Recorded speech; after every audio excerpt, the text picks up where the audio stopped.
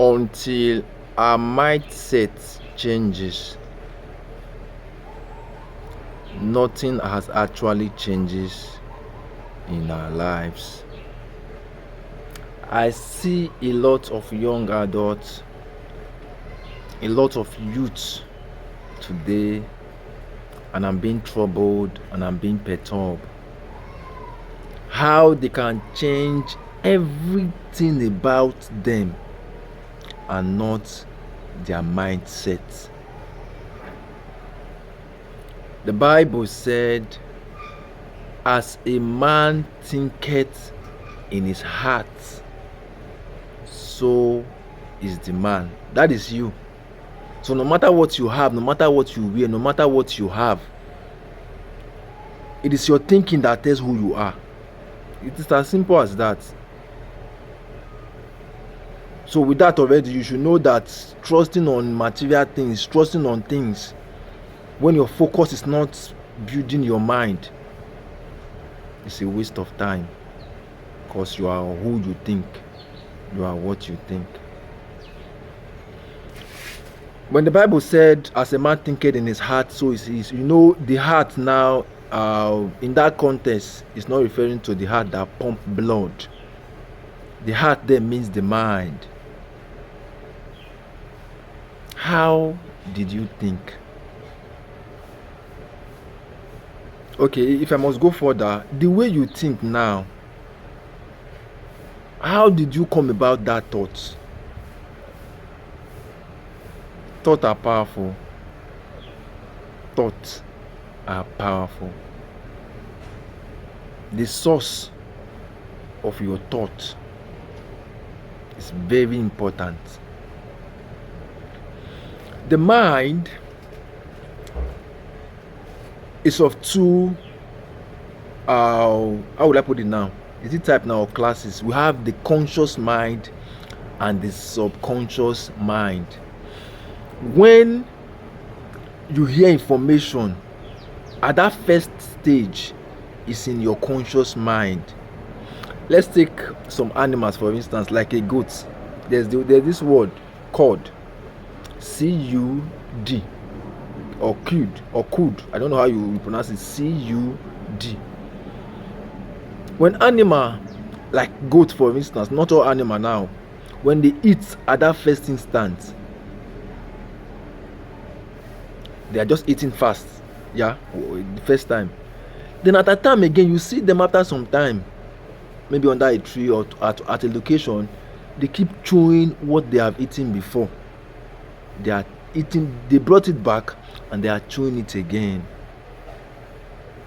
So when you receive an information, you don't just take it in and believe that you have taken it. No. The place of meditation is powerful. You must go back. That's why the Bible said, faith cometh by hearing and hearing. Repetition is powerful. Then before it now goes to your subconscious mind. So any human being is living their life from their subconscious mind. When we are born, our mind is always empty, like an hard drive in a system. When you bought it, over time it begins to accumulate. What you store up there, you live out life from there. Let's say for instance now, a child who was giving birth to, at that early stage, all you were hearing is fighting, mommy crying, beating, cursing. We don't have much. We are just managing. People in politics, in government are wicked. They don't want to help. This is all we have. God will keep helping us. Let's keep managing. Okay, all of this, our blessing, our inheritance, our promises is in heaven. We are meant to not live much there, so that we will not be stained, we will not commit sin, and all of that. All of those things are on your head as you grow up as a child. So when you grow up between the age of 0 and 7, those things will accumulate. You will begin to live out of that understanding, those negative thoughts and mindset. I don't mean to be rude, but that's the truth. Especially in our culture, in our society. But take for instance, you grow up from a family where all you hear is that we are blessed, we are lifted, we have more than, we are a solution, we are a blessing, we are made to give and not to borrow, to the nation and not to follow. All of those things over time will accumulate on your head, and trust me, you will grow up and you keep adding up to it, because that's what you have always heard. That's the language you understand. Those are the things you've always heard. Faith cometh by hearing.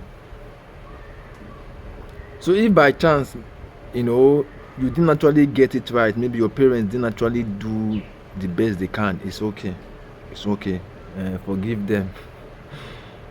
That was maybe perhaps that was the much they knew and how things were at the time, and yeah, it happens. And most time, trust me, God was actually working things for you. Remember, they are always working for us and not against us. That's the mindset. That's anything that is happening to me now, anything I've gone through was working for me and not against me. So this is what you will do now. If maybe, for instance, it was negative growing up, all of the things you were hearing and all, okay, you have to start a work on yourself. You have to start reprogramming your mind.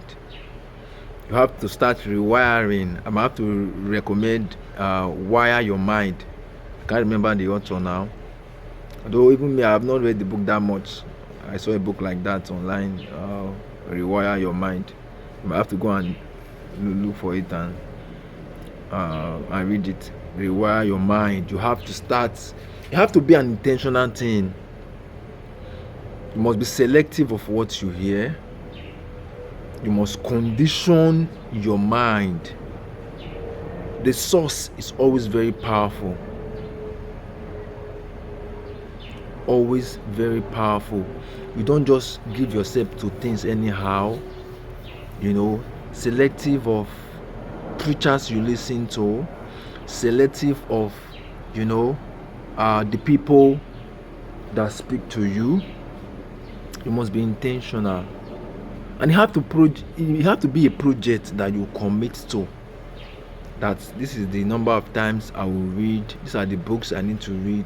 These are the tapes I need to listen to. Podcasts. Go to YouTube. Just grow your mind. It's important because it is what is in your mind. You live from what is in your mind. You don't live from what you have. You don't live from what you have accumulated, material things. No, you live from your mind. So you don't lose those things because your mind is not in order. Praise the Lord. Alright, I'll be stopping here at this time. Please pay attention. Among many things you do, pay attention to your mind. When your mind changes, a lot of many things about you will change. And what we see changes. The way we live will change.